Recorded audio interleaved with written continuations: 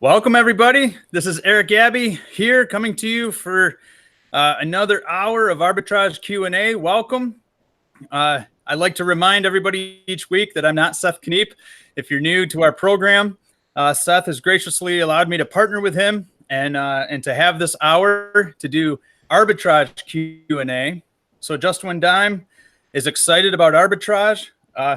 We are also excited about private label and creating your own brand. But here for this hour, what we like to do and what we're excited to do is focus on arbitrage. And so what I'm going to ask of you right now, if you're with us live, is to give us your questions as they pertain to arbitrage, and we're excited to answer them.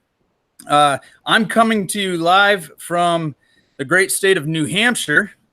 My home is in Vermont. I live in the northern part of Vermont, just outside of Burlington. But today I'm in New Hampshire. And this is a great weekend. Allan, do you know why this is a great weekend? No, man. Tell me about it. I'm excited now. This is a great weekend because NASCAR comes to New England.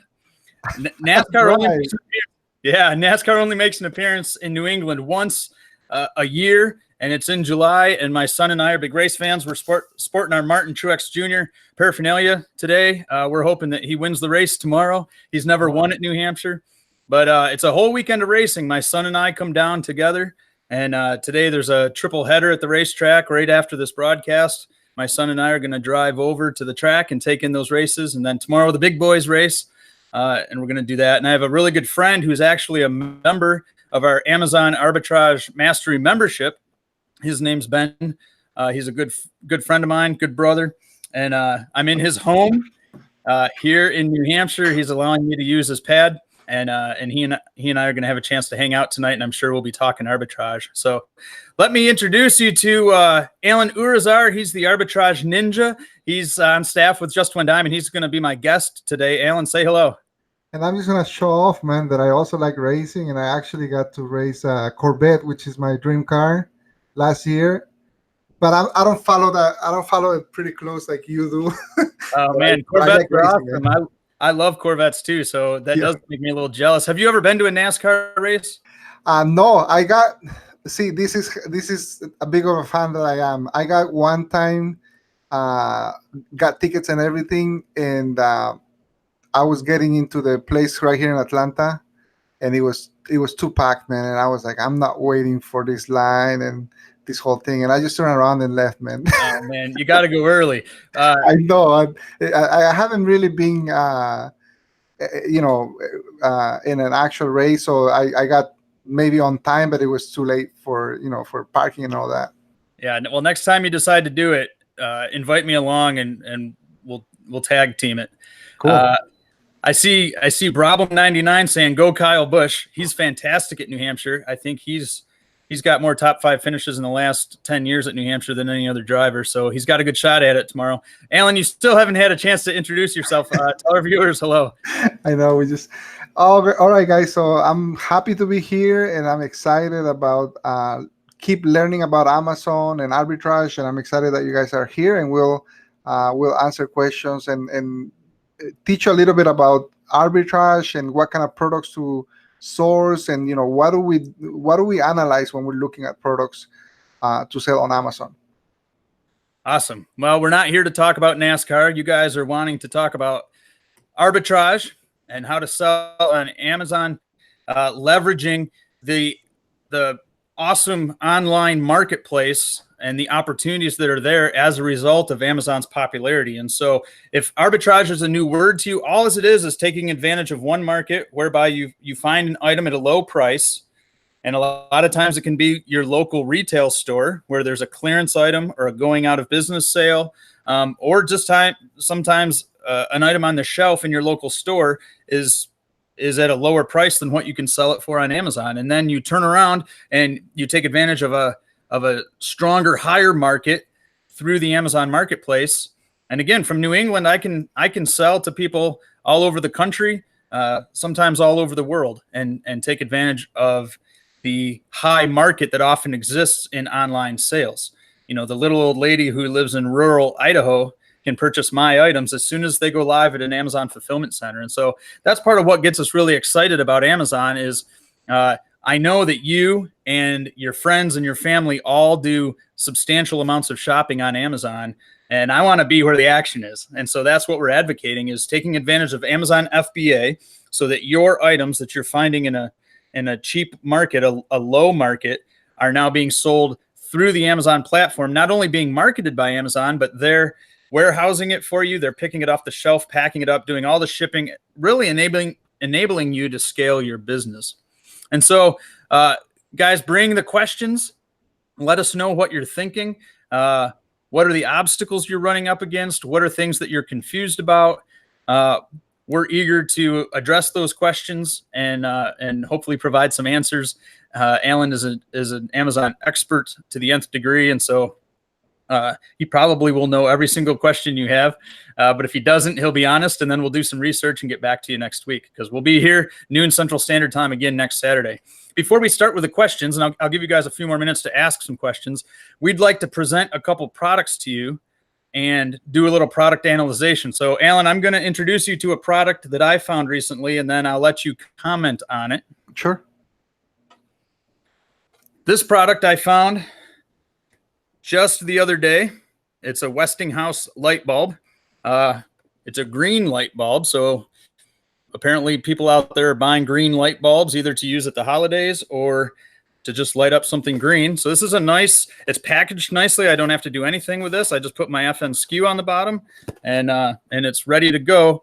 Let me share my screen, and we'll take a look at this product. We'll take a look at what it's selling for and what it looks like. So bear with me here for a minute. Do you worry about these kind of items breaking on shipping or anything like that? I don't. Okay. Because I know I've sent some kitchen, glassware and things like that, and sometimes, not all the time, but sometimes they end up breaking, not maybe from my house to the warehouse, but from the warehouse to the customers. So I figure a lot of this stuff, if it's well packaged, you don't have to worry too much. But sometimes the packaging is not as good as it should be.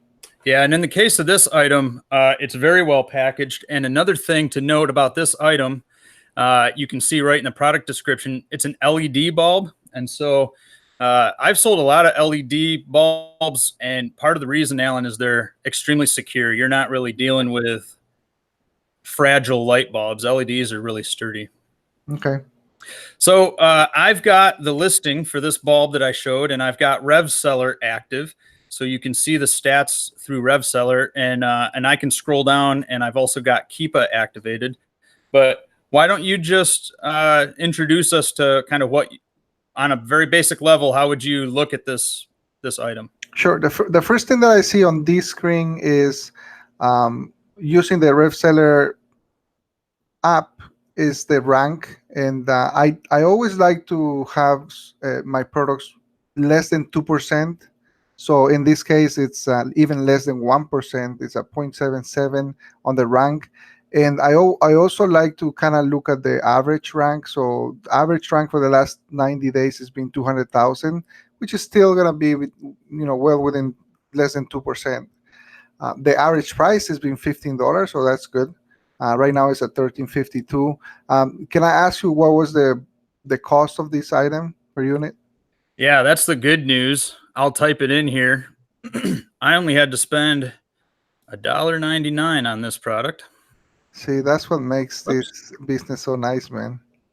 If you can find something for $2, so you spend $2 and then you get $6 profit on top of your $2 back. That's a great return on investment. And of course, we're not talking about $100,000, but you can do this over and over and over, and end up having selling, for example, 5 or 6 units of this item, and you made $25-$30 in profit. That's right. I mean, look at the ROI there. Here's a nice thing about RevSeller is it does the calculations for you.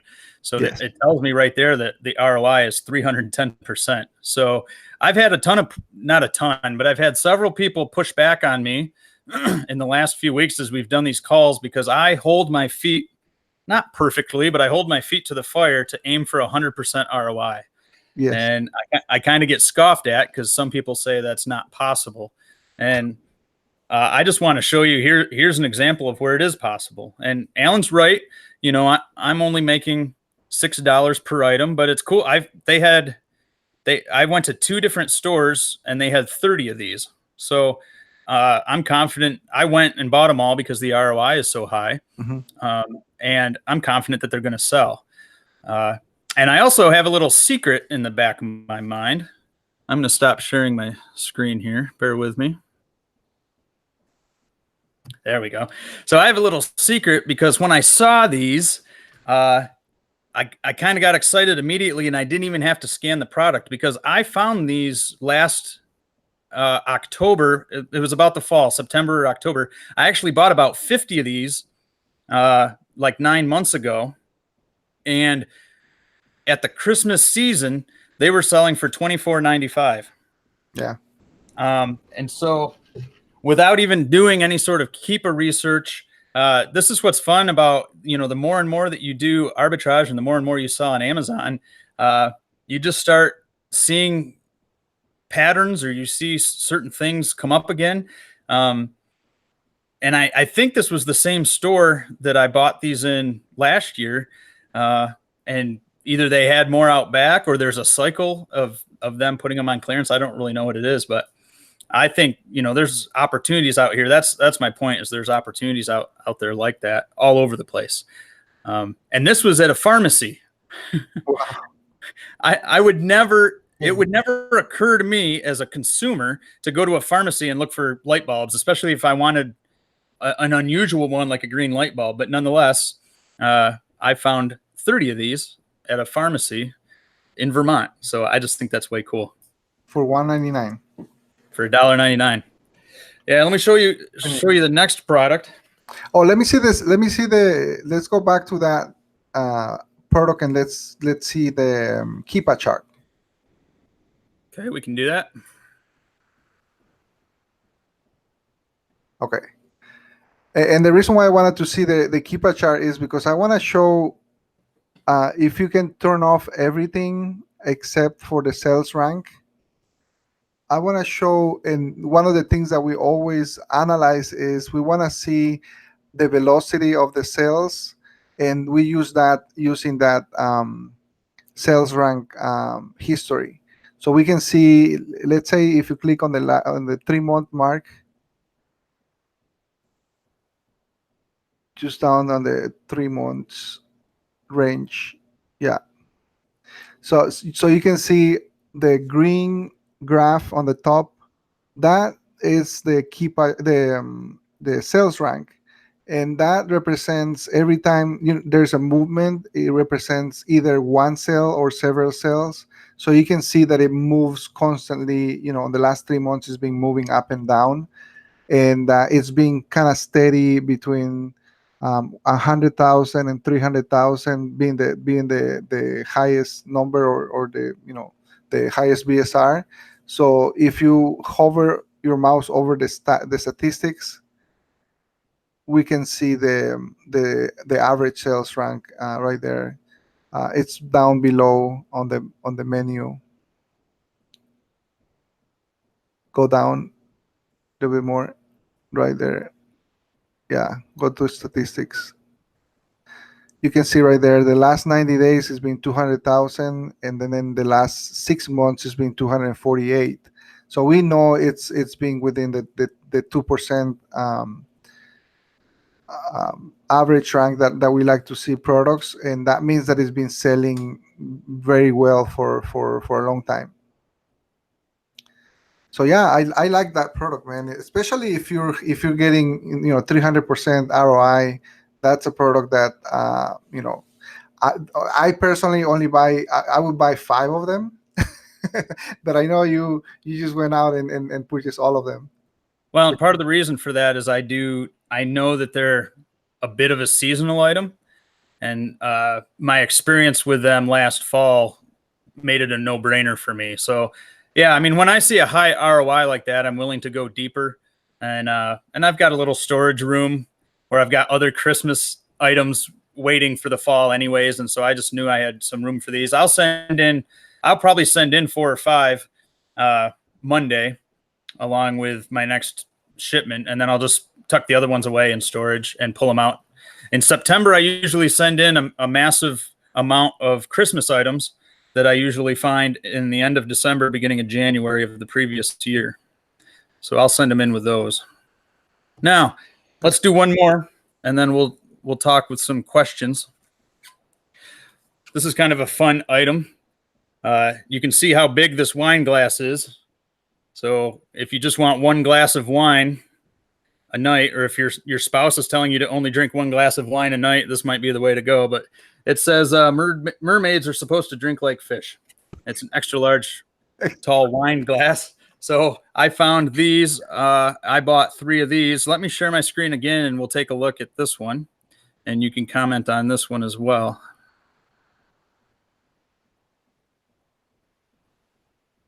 Let's see. There it is. Okay. So the rank is really good, man. It's 48,000, which means it sells very well. And again, $14.99. What's the purchase price on this? $349. $349. So you still have a really good profit margin, 110% ROI, which means you're doubling your money pretty much every time you sell one. And one of the things that I like to recommend people when I talk about buying is, when you find these kind of items, look for other similar items to these, because you can find maybe other brands or other or just look at different stores for these kind of items, because if you find if you keep finding these kind of items at 100% ROI, you can really quickly, even if it's $3, $5, $6 in profit, you can really quickly build your inventory and get a lot of profit out of it. Yeah, I agree. Anything else you want to say about this item, or should we go to some questions? What do you want to do? I think this is pretty good, man. The keeper rank is gonna look pretty good. And I don't know if everybody agrees that this is a great item. Let's see. Let's look at the comments. Cool. All right, I'm going to stop sharing my screen, and we're going to turn to some Q&A, because I know that's really what this is all about. I know, analyzing products is probably the most important thing when it comes to doing arbitrage on Amazon and being successful. Too often I talk to people who are buying products, they're investing money, and they're frustrated because they're not selling the items that they've purchased. And sometimes it gets so bad that they just say arbitrage doesn't work. And what I've found in the vast majority of those situations is that folks are not doing good product research, and they're not purchasing quality products that are going to sell quickly because their BSR is low, or products that are going to produce a margin. So there have been instances where people are selling products, but they're barely making enough money to, endure the fees that come up, or, they get a return and it completely eats their profits. And that's part of why I really like aiming for 100% ROI, because now when I have to pay to ship items to a fulfillment center, or if I get returns, which is inevitable if you're going to sell on Amazon, it doesn't just completely erase my profit.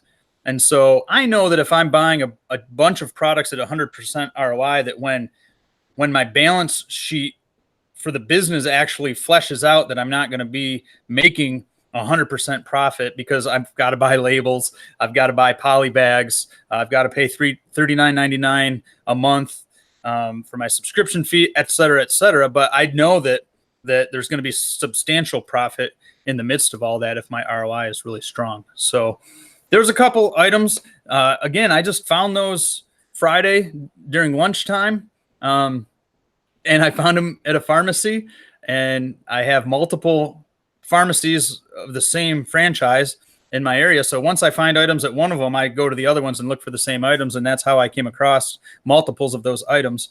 And I'm excited to see them sell quickly and add to my revenue. So let's look at the questions here. Allan, we've got a friend, Danny M. from Italy, from Milan. And the comment from this person is that in Italy, Amazon isn't very active. And the question is, could I do OA, online arbitrage, in the US? And then the follow-up to that is, what about tax? What about everything pertaining to an LLC, that kind of thing? Go ahead and comment on that, Allan. Sure. Well, yes, you can do online arbitrage from anywhere in the world, sitting in the US. There's a few things that you have to set up, if you want to do your LLC in the US, there's ways and there's companies that provide that service, so you can create your LLC in the US, being from outside, the country. And then once you have that set up, Amazon takes care of, I think it's 11 or 14 different states that they collect, they charge, and they file all the taxes for all those states, so you don't have to worry about those states. But then once you start selling on different states, you can start, collecting on those states and then filing for that every 3 months or every year. But at the beginning, I don't worry about any of that. I just worry about the state where I created my LLC, and then Amazon takes care of some of the states, and eventually, as I grow my business, and then I need to start taking care of the other ones. But everything can be done online. You can make your payments online. You can create your registration. So being outside the country is not a limitation for you to be able to manage your business, as long as you know what to do. And we teach all of that in the training. We do cover. We do have a lot of people internationally. Yeah, definitely you can do that.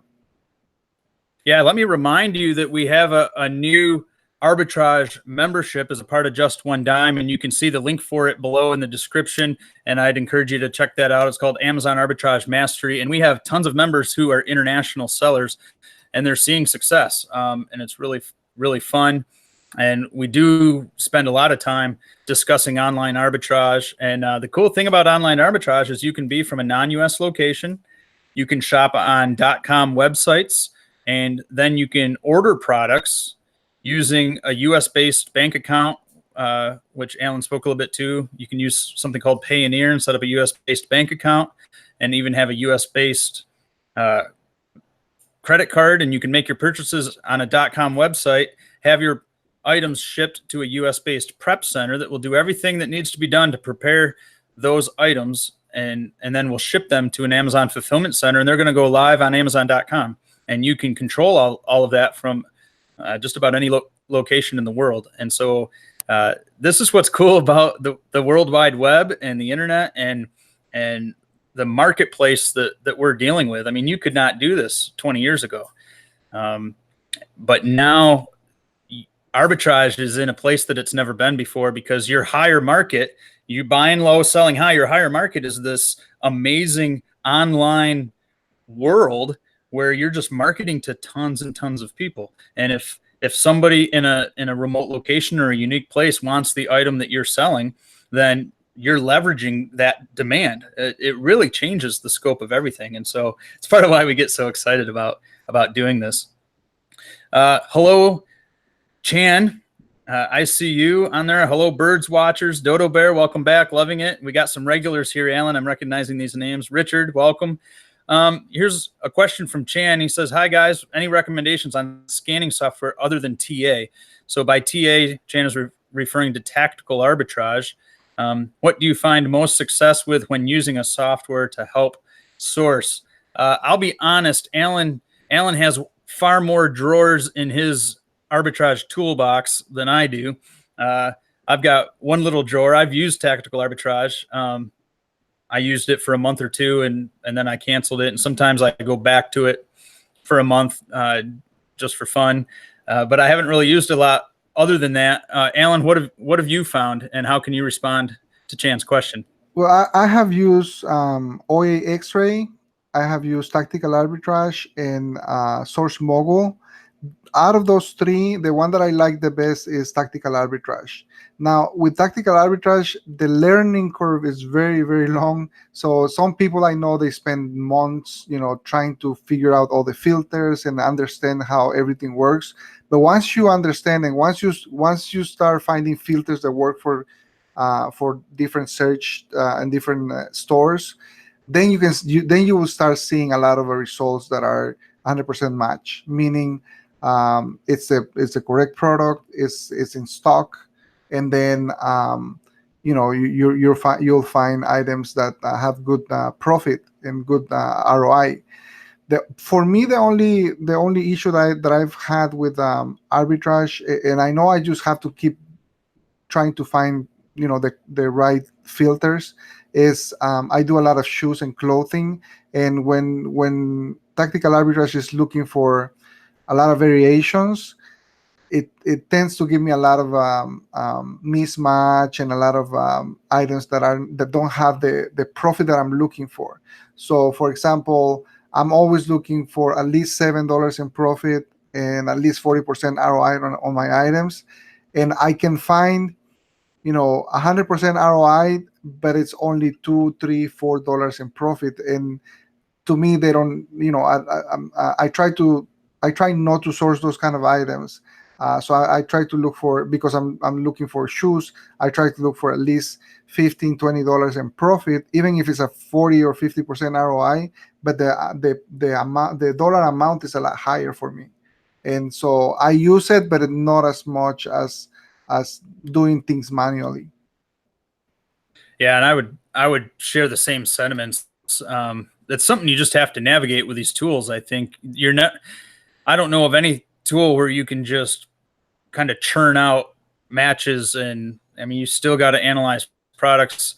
You still got to be thinking really carefully about what you're doing, and it still requires a lot of effort. And so I've kind of found other patterns in my online shopping that I prefer to follow that just have come through experience. So I think when you start doing online arbitrage, it feels tedious because you do a lot of searching, and it can be easy for you to feel like you're spending a lot of time without seeing fruit. But what you're going to discover is that the more you do it, the more you get used to seeing patterns on websites. I mean, retailers do the same kind of things when it comes to their clearance and their promotions, and you just get used to it. And where you find deals one week, you're likely to find deals the next week or the next month. And so after you've done this for a little while, you just begin to get used to where to go and where to look. And I find that it's often easier to do that, to kind of rely on my experience and to learn by doing it myself rather than rely on a tool. But I have used tactical arbitrage, and I have found it fruitful, and I'm sure at some point I'll use it again. Birds Watchers asks this: is it possible to change a listing? It doesn't matter if you're doing OA or RA. The question of whether or not you can change the listing is you can. I have found that I've often been able to change a listing. But in the world of arbitrage, part of what I like about arbitrage is I'm finding listings that have been successful and show a precedent for being successful. And so I don't want to spend a lot of time, because it feels like I'm wasting a lot of time on dealing with listings. I certainly don't want to create a listing because it's not going to rank. I want to find listings that are already in good shape and the product's already selling. And now I'm going to just jump in. I'm going to make some sales. And then I'm probably not going to use the listing again unless I have a replenishable product. Now, with that said, I have had some experiences. Just recently, I bought an item at a yard sale, and it scanned in really nice. It was selling for $24.95, and I bought two of them for $1 each. And then when I listed the product back at home, I don't think I saw this when I was at the yard sale, but the title was really weird. It didn't match the product whatsoever. The photographs matched, the bullet points matched, everything about the listing looked perfect, but the title was goofy. It didn't make any sense whatsoever. And now I had these products. I wasn't going to drive back to the yard sale, and so what I did is I submitted a listing change. All you need to do is click edit after you've created the listing, submit a new title proposal, and then I opened a case regarding it and requested that they make the change. And it really was pretty easy. They allowed the change to go through. I took a picture of the item with the UPC code and gave that as evidence that the product that I was representing was accurate, and they made the change. I sent in the items and I sold them, and it worked out really nicely. So there are times when you can alter a listing if you really need to, but again, the emphasis in arbitrage is that you don't have to mess with the listings. You're not spending time doing that. You're just finding listings that have already been successful. Loving It has a question. Hi guys, I am new at retail arbitrage and feel a bit shy scanning items at the stores. Did you feel that way at the beginning? I did a little bit, I guess. It felt a little awkward. And even now, you know, people, the most common thing, Allan, I don't know if you've had this, but people come up to me and ask me questions because they think I work at the store. Yeah. And so they'll say, you know, what aisle is such and such? And I'm like, you know, sometimes I'll just answer the question because if I know it, and I'll pretend I work there. But other times, you know, I just have to explain that I don't work there. Allan, have you run into anything like that?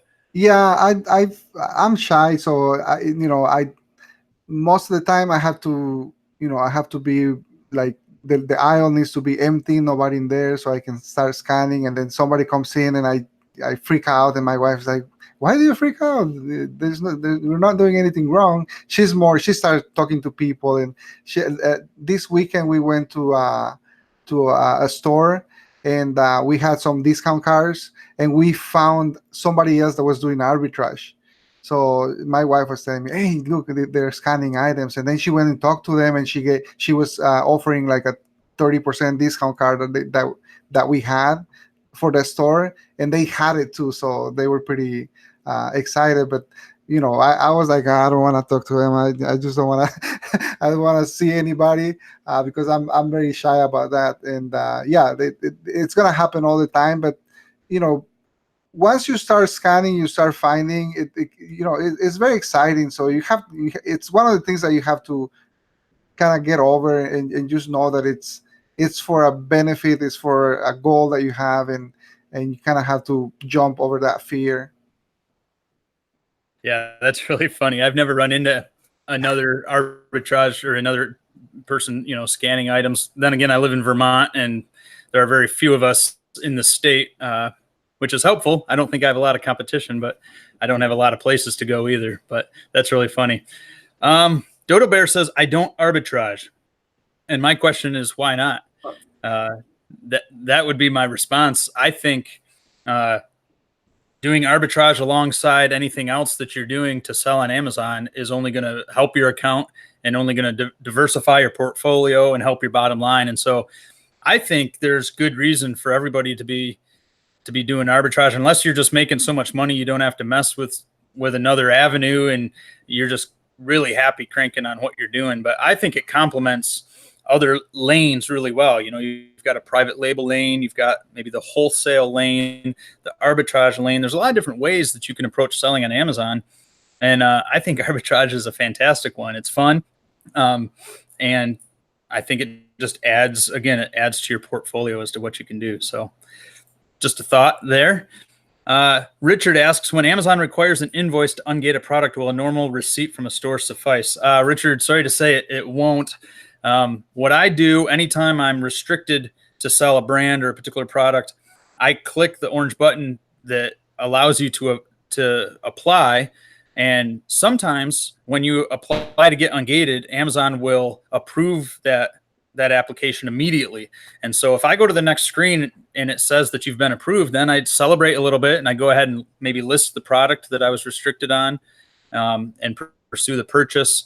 But if it asks me for paperwork, then I consider it a no, because you've got to be in a pretty unique situation to be able to fulfill what they're looking for. You have to have a relationship with the supplier.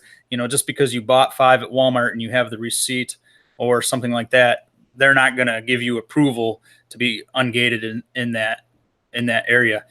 But you can just wait and you can see what might happen. In fact, with these glasses, I remember looking at items with this brand months and months ago, and I was gated. I couldn't purchase them.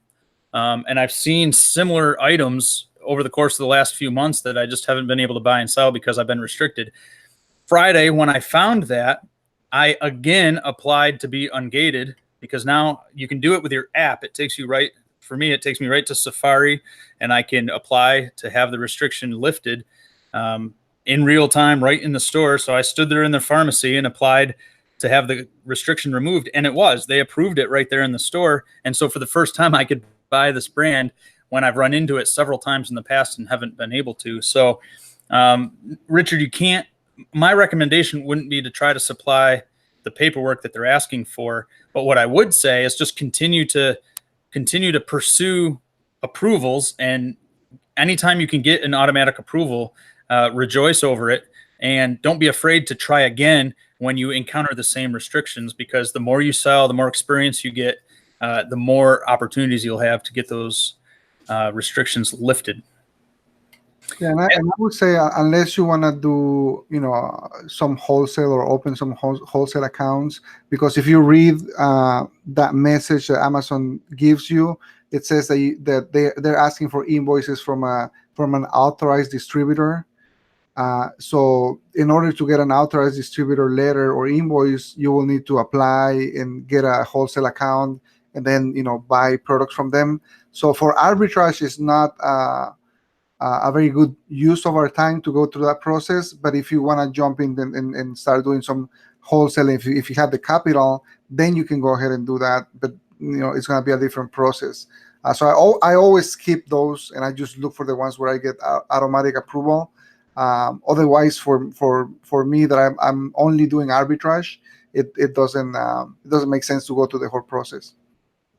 Yeah, and I approach it the same way. But you're right. There are people who do wholesale, and that's what they're doing. They're creating relationships with suppliers whereby they can get, special permission from a distributor to sell, and then it can become a real advantage because your competition isn't as high, and maybe you're getting a really good price on the product because you're buying high quantities. So we're certainly not against doing wholesale, but when we're focused on arbitrage, for me, I apply and move on if I have to submit receipts. Here's a question for you, Allan. In your experience, do sales slow down during the summertime? Not really. Depending on the categories that you're selling, usually we do a lot of shoes and clothing, and they don't slow down. This year we're trying to test other categories, and we've been doing some beauty. We've been doing some health and household and things like that. But our sales have been pretty good. In fact, I was sharing some of my numbers in the community, and this month I doubled my sales compared to last month, based on more inventory and things like that. So I haven't experienced slowdown on sales, during summer, but it might be depending on the category that you are. What about you, Eric? I think in comparison to, the holiday season in Q4, certainly it's slower. So my experience has been that January is the best month out of the first half. And so I do think, so I wouldn't say the summertime, I would say more of the springtime is when I experience the slowdown. And now is when I see it begin to pick back up, and it's a steady climb to the fourth quarter. So in my experience, every month gets a little bit better. August will be better than July. September will be better than August. And then when you hit fourth quarter, it's all just cranking, and kind of is like an exponential curve as it gets better and better. John on here is being a little tongue-in-cheek, says if he sold his soul, how high would that rank? First of all, I wouldn't recommend that you do that. And secondly, I would ascribe a high amount of value to your soul. So don't know how Amazon would approach that, but that's what I would say. Brenda's got a couple basic questions, Allan, and this will be a good opportunity for you to just really talk basics with selling on Amazon. And Brenda, let me recommend that you check out the link below and take a look at our membership. Brenda asks and says, I'm new at learning this. One, how do you get the buyer to find and buy from your website? And so, Brenda, what we're doing is using the Amazon. So they're buying your item through Amazon. And Allan, you can speak to how you get the buy box, how you end up in the buy box. And then the question is, what would prevent a buyer from buying the same item directly from the Amazon website? That's exactly what they're doing. Next question she asks, I asked because the seller wouldn't make any money if the buyer doesn't buy from the seller's website. How do I get the UPC codes from to put on my products? So I think what Brenda needs, Alan, is just a basic explanation for how you market your products through Amazon. So explain to her how you sell your items using Amazon.com. Sure. The basic model that we're using, it's called Arbitrage. And basically what we do is we find low price items in other retail stores like Walmart, Target, all these different stores. We usually start looking at the clearance area where we can buy something for $2 and then turn around and sell it on Amazon, on the Amazon marketplace for a higher price. So in the case that we were talking about earlier, we found an item for $199 that Amazon is still selling for $13, $14. So in that process, you get $4, $5, $6 in profit.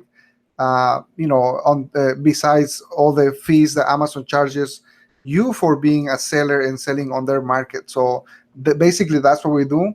And we recommend that you send all of your products to Amazon, to the Amazon warehouse, so they can fulfill the whole process. That's called FBA. And if you do that channel of distribution, Amazon's going to take care of everything. They do all the marketing. They get the customers. They make the sale. They take care of the customer service. They take care of returns. So really, your only job is to find good quality products. Send them to the Amazon warehouse, to FBA, and then they take care of everything else, and you just manage that part of your business. Yeah, so the beauty of what we're doing is we're not necessarily creating our own website and trying to market our own products and go through all that. We're taking advantage of Amazon, their marketing prowess, the fact that everybody shops on Amazon. And now by taking advantage of Amazon FBA, you are selling your items through Amazon. And you're just taking into consideration the fact that they're going to charge you fees for that. And you're okay with that because they're providing the service, and you're just making sure that you find products that the margin is significant enough that you can absorb those fees and still make money. The Mombat says that they'd like to understand how to analyze Keep a Chart info. I want to just refer you to the beginning of the program. You can watch the replay of the program, and we spoke to Keep a Chart on a couple items there. There's a couple questions about keywords from Yaniv and Carriad42. And when it comes to keywords, you're talking about private label product, and you're talking about trying to cause your own listing to rank and to be discovered through searches. And again, in Arbitrage, we're taking advantage of listings that are already doing that and have already ranked and shown a precedent for sales. So in Arbitrage, I'm not worried about keywords. I'm not even giving it a lot of thought. I'm seeing that these listings already have a low BSR, and so there's a precedent for sales, and so I'm going to take advantage of that if I can find the item at a good margin. Alan, Kirsten asks, does the Just One Dime Arbitrage training, she's referring to the Amazon Arbitrage Mastery membership, does it teach about tactical arbitrage? Yes, we actually have a whole module where we go through explaining how tactical arbitrage works, showing all the different modules that they have, and giving some of the training for searches. But if you use tactical arbitrage, they have a lot of tutorials where they teach you every single module and how it works. So we do give you a full module on training on that, but really you have to start doing some searches and testing the filters, because like I was saying before, the hardest part for anybody to use the software is that you need to find the filters that work for you, and also the store that you're sourcing. So for example, if you're searching on at Walmart.com, you might find some filters that work very well for and give you good results and those searches. But then if you go to Target, those searches might not work as well. So you kind of have to find the filters that work for that website. And so you really have to start doing some testing. But we do have some training on that as well. Yeah. We've got a basic in our membership. We have about 60 videos that are like our core course material. But then in addition to that, we have all manner of bonus videos. And Allan just spoke to some of those. Every week we do a ninja update with kind of a current events update based on what Amazon is doing, or some detailed insight into a particular area, especially if we're seeing the same kind of questions come up in our community. We address those with a weekly video. There's a weekly workshop where you can do Q&A, and we get very detailed and very personal coaching that you can experience. And so there's just a ton of that kind of stuff available in the membership. Again, take a look at it by looking in the description below. I want to keep moving on our questions. We're coming near to the close of our broadcast today. Matthew Brownell talks about how he has a product that he made, and he's wondering if it would be easy to sell on Amazon. I would say, Matthew, that it's possible. It's not easy. When we talk about doing arbitrage or anything selling on Amazon, we avoid talking about it being easy at all. We think it works. We're convinced that it works, that it's fun, that it can really be successful, and you can add margin to your budget by making good money. But we never pretend that it's easy. We are not promoting like a quick flip scheme where you can just get rich in a hurry, or kind of dive in for a month or two and then back out. What we're advocating is really setting up a long-term business so that you'll see success for months, even years to come. I've been doing this for nearly 5 years, and it's generated ongoing margin for me. Allan's experienced the same thing. And so that's what we advocate. But I think it's very possible for you to market your own product. What you have to do now, you're in the private label world. And Kirsten is right in her response to you that you should check out the Amazon Mastery Program. In fact, Matthew, if you comment below in the video, when we get off the broadcast, I'll put in the link to our FBA Mastery membership, which is focused on creating your own private label product. And if you have a great product, Amazon would be a really good place to sell it. But again, just to be clear, when we're talking about arbitrage, you're not really marketing your own product. As soon as you start doing that, you have to create your own listing, and you have to get that listing to rank so that customers on Amazon.com are going to find it and then purchase the product. You could have a really good product, but if nobody's finding it, now they're not going to be buying it. So it's a little trickier to create your own listing and to set that up, but it's very possible, and it can be very lucrative. And so that's more of the private label world. Let's see what else have we got here. Richard says he's not shy scanning in stores.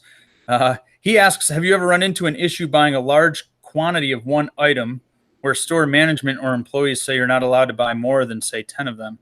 Yeah. Have you, Allan? Go ahead. Yeah, we do that all the time. The maximum they will allow us to buy is 10 of each unit. So we always end up, we end up buying a lot of items, but it's only 10 for each. That's why. But here's the thing, that I like to buy 2, 3, or 5 maximum. So if I find a really, really good deal, I'm only buying 5 of them. So, my wife is the one that, she, when we find something, she wants to buy more than that. But we've had a situation sometimes where the manager or whoever's in charge, they don't want to sell us any more than 10 units. Well, I've never had that experience. In all the arbitrage that I've done, I can't recall one time in a retail store where I was told I couldn't buy whatever I was trying to buy. And one time I was wheeling out a Kmart and I had like 35 scooters. Each scooter was like this big. I mean, my dad was helping me and we had like 3 shopping carts or something, and they just let me go through. So yeah, I think it depends on the person, not really the store, but the manager or the person. Some people, they just they don't like resellers for some reason. They don't understand that as long as we help them sell their stuff, they're having an advantage also because they're selling their own stuff. So it's just I think it's just the person that maybe is having a bad day or something. Yeah, I think that's probably the case. I don't know of any, you know, retailers that have like a rule about it. And that just goes to show how relational the whole enterprise can be. As you're doing retail arbitrage, make it a relational experience. In other words, when you meet managers at stores, get to know them.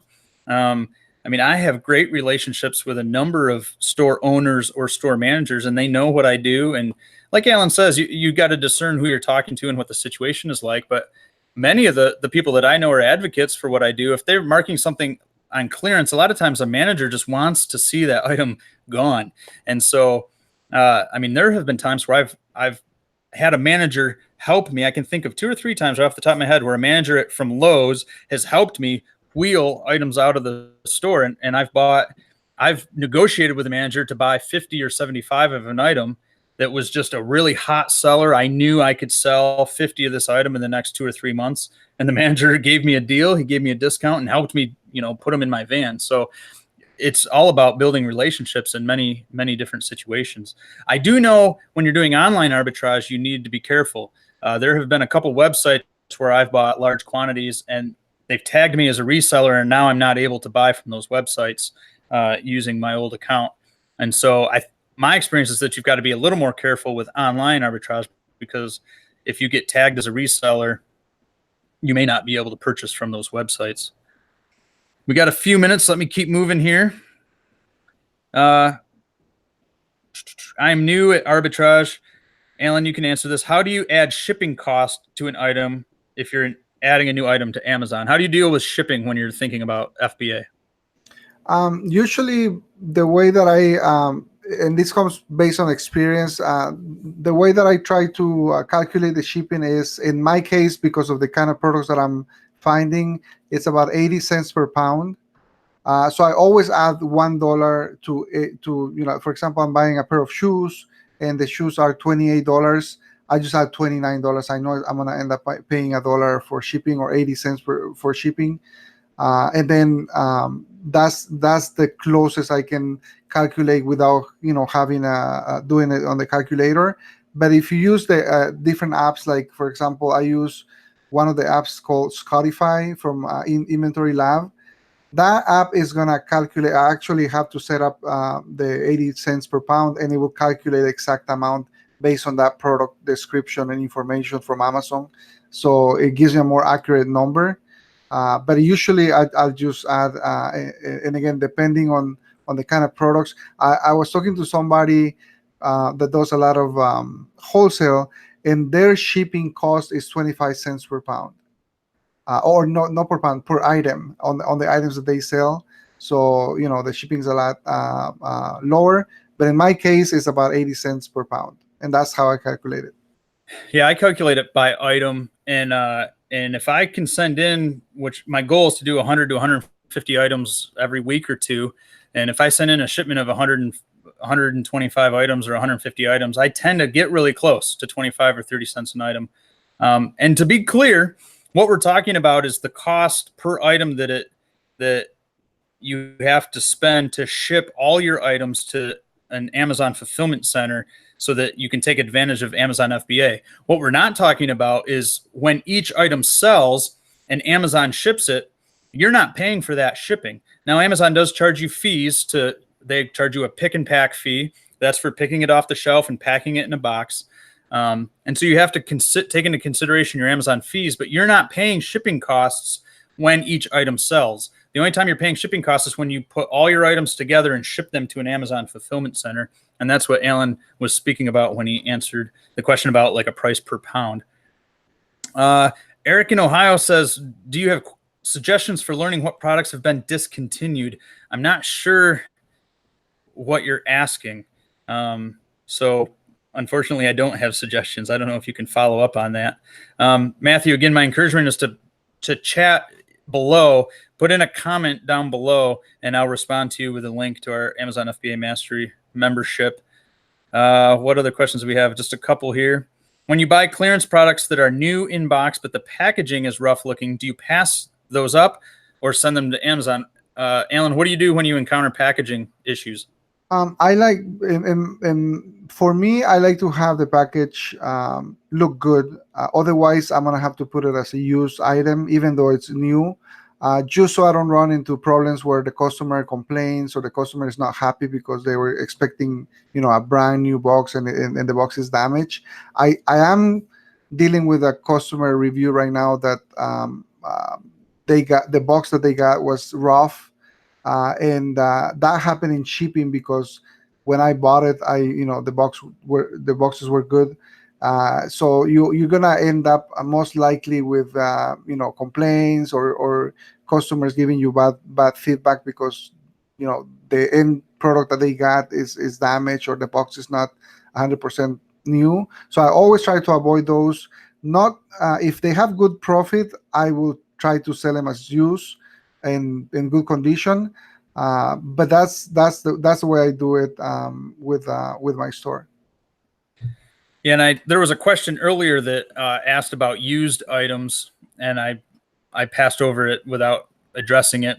But I think you want to be thinking similarly about any used items you sell, in that you just want the condition description to be very accurate. I don't really sell a lot of used items. I don't feel like Amazon is really the go-to marketplace for used items. Most people who shop on Amazon are looking for new items. They're treating it like a retail store. So I think that changes if the item is rare and maybe in high demand, or it's a collector's item or something like that. People certainly sell used items successfully on Amazon. Just make sure the condition is very accurate. And you can find items in your home and sell them. Some people do that to kind of generate their initial revenue, initial profit, to then invest in doing more large scale arbitrage. So that's a possibility. You just want to be real careful as to how you give a description of the condition. And sometimes, like if you send in a used item and there's a ton of new items available on that listing, it's going to be really hard for you to compete, because if people are looking for new items, they're going to pass over yours and you're not going to have the buy box. One last question, and then we're going to sign off, Allan. Do you guys find Costco gives resellers a difficult time? I haven't experienced that, but almost every time I find a good arbitrage item at Costco, it says right on the price tag, that like you're limited to only purchasing 3 or 6 or something like that. So I've never been given a hard time, but any items I've found, I've had to accept whatever limits they've put on the item. Allan, have you had an experience with Costco? Same experience, and usually I will buy the limit, whatever the limit is, and then what I always like to do is I send the items to FBA, and if they start selling right away, meaning in the first maybe few weeks, I will go back and just buy another 2 or 3 if they still have the same price. Because sometimes you'll find items when they give you the rebate, the instant rebates. So I would try to get that, and if I see that an item is a good item and we really want to take advantage of the pricing or the price that they have, we have done before where we drive to 2-3 different Costco's and get 10-15 units, but we already tested and we know that it's working and they're selling, so you kind of have to do a little bit of legwork to be able to get those amounts. Good. One last question popped in. Eric in Ohio, not to be confused with Eric in New England, asks, what repricer do you use, Allan? I use something called Be Cool, and if you leave a comment, I can put the link in there, because it's you have to spell it correctly, but it's Be Cool. That's the one I use. All right. Well, we have come up on the close of our hour. Again, we love doing this, and we're thankful for your participation. Thanks for great questions. Thanks for visiting with us during this time. I'm going to go enjoy some racing, and I think it's like 95 degrees out in full sun. So my son and I are going to grab some Gatorade and some sunscreen and go have a great time for the afternoon and evening, and then hit it again tomorrow. Allan, have a great weekend. Viewers, have a great weekend. Why don't you say goodbye, Allan? Well, thanks everybody for being here. And if you guys have any other questions, put them on the comments below. We can answer your questions and keep the conversation down below. I know the chat kind of goes away as soon as we finish the live, but if you want to keep the conversation, just post your questions, and don't forget to subscribe to the channel and keep follow Seth's videos all the time, and we'll be here every week to talk about arbitrage specifically. That's right. And please check out the Amazon Arbitrage Mastery membership that we've created. The link is in the description below. Guys, have a great weekend, and hopefully we'll see you next Saturday at noon Central Standard Time. Guys, take care. Bye.